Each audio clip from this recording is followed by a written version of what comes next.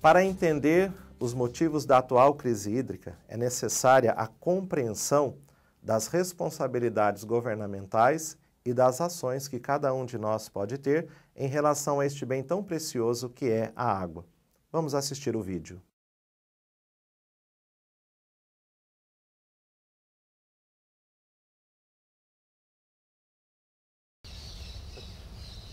Professor, quem são os responsáveis pela gestão no uso da água? Bom, Luciano, desde a Lei das Águas, que é de 1997, foi estabelecido no Brasil que todos os recursos hídricos superficiais, eles seriam geridos por bacias hidrográficas, né, que é um conceito utilizado em vários países, e esse conceito ele transcende um pouco a noção de estado, noção de município. Ele pega regiões, porque a água ela desce de montanha, desce e vai, chega no rio, então ela não quer saber muitas vezes de limites de municípios. Então a bacia, o princípio básico, baseado na lei de 97, é que você possa gerir esses recursos a partir de comitês.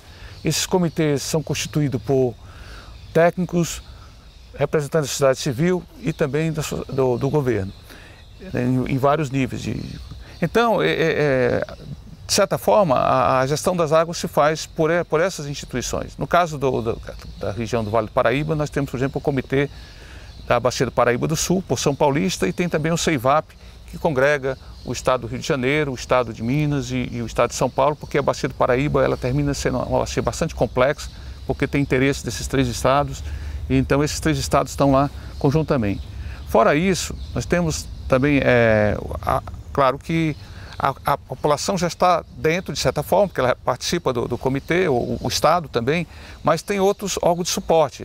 Existe a Secretaria de Recursos Hídricos e Saneamento do estado de São Paulo, por exemplo. Essa secretaria ela tem organismos que tem o FEIDO, por exemplo, que repassa recursos para os comitês, para que os comitês façam, então, ações de melhoria da qualidade da água, melhoria, né, ações relacionadas não só à água, mas também à parte de saneamento. Então, a gestão da água é uma coisa bastante complexa, porque ela envolve dois níveis diferentes. Um que é uma bacia, que é um conceito relativamente novo, e outro que é aquele conceito antigo de município, de estado. Fora isso, existe a Agência Nacional de Águas, que é a ANA, que ela faz essa gestão no país das bacias. Ela procura fazer, então, nas mais diferentes regiões, uma avaliação, né, da quantidade, qualidade da água, metodologias para estudo né, fornecer aos estados bases de dados, mapas geológicos, dados de vazão, enfim, são muitos dados, né, que a Agência Nacional de Água ela faz e procura fazer essa integração desse conjunto de bacias. Mas basicamente são as bacias, né, num estado moderno, são as bacias que são responsáveis por essa gestão e elas têm que ter uma autonomia. E a população, professor? Participação social. Como que a população pode participar dessas decisões na questão da gestão, no uso da água? A população, ela de certa forma já participa quando ela tem representantes dentro do comitê.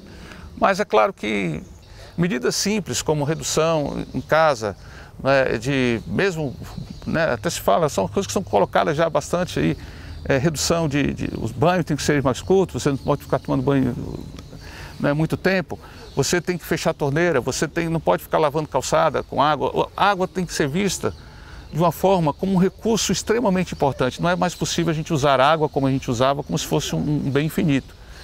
Professor, e para além dessas campanhas educacionais que o governo está realizando, quais outras ações que o governo está tomando para enfrentamento da crise hídrica?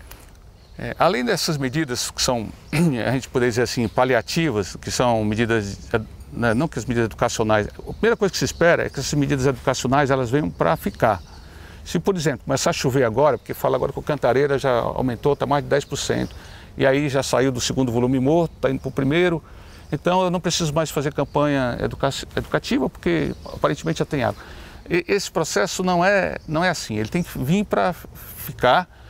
Não importa se vai amanhã, se chove daqui uns 2, 3 meses, os reservatórios voltam, eu acho muito difícil, mas voltam a situações próximas do normal.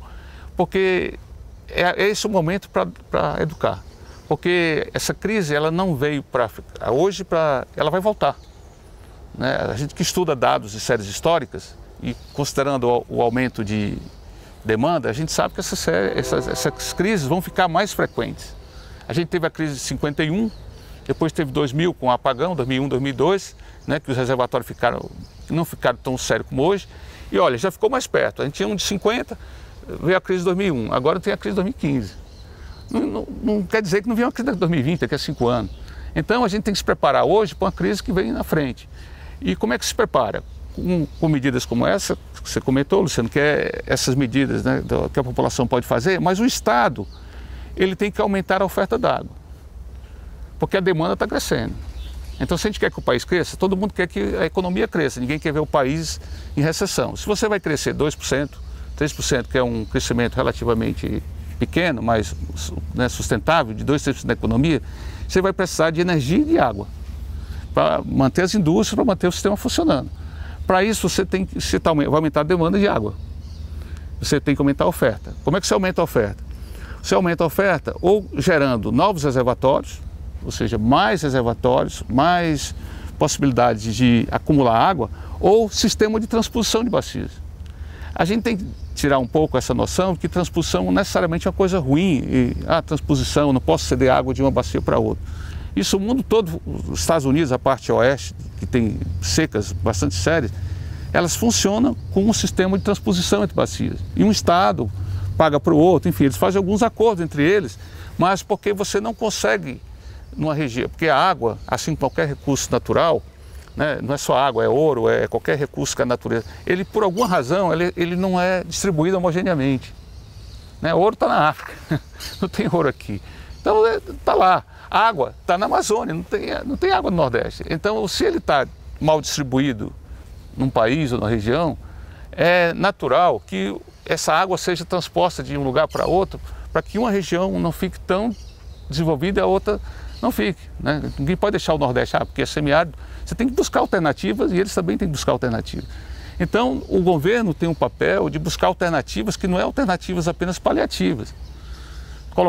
Vamos colocar cisterna nas casas. Isso é paliativo, você não vai resolver o problema com cisterna. Agora você tem que criar sistema de, por exemplo, transposição entre bacias, buscar alternativas que você... São Paulo, o Paraíba pode ceder para São Paulo 5 metros, para meu ver, diante do quadro, diante da quantidade de água, isso não é uma situação tão séria e pode ser discutido. Enfim, principalmente se você tiver água, não tiver no momento de crise. Então, esse sistema de transposição e estudar bacias, por exemplo, Vale do Ribeira tem uma quantidade de água de bastante boa qualidade. Né? Então, o governo tem que fazer estudos, mas tem que fazer estudos assim, tem que se preparar hoje para daqui a 5 anos. Não pode ficar fazendo estudos para a situação que é atual. Né? A gente deveria estar 5 anos atrás, ter repensado essa relação de demanda e oferta d'água. Não pensamos e agora a gente está pagando o preço de tentar resolver uma solução, encontrar uma saída para o problema que é hoje. Né? Então, a gente tem que pensar que a oferta e demanda d'água, ou seja, tem que aumentar a oferta d'água. E a oferta d'água significa novos reservatórios, significa novas alternativas. Outra saída é estudar melhor a questão da água subterrânea. Existe água subterrânea em algumas bacias, aqui mesmo nós temos algumas áreas que tem água subterrânea, e desde que ela seja feita de forma adequada, que não haja rebaixamento do aquífero, que possa ser feito com boas legislações, né, com o Estado acompanhando, como o DAE, né, acompanha isso, controla isso, tem que ver alternativas. Alguns municípios que têm deficiência hídrica de superfície, aqui na região, podem ter uma complementação por água subterrânea.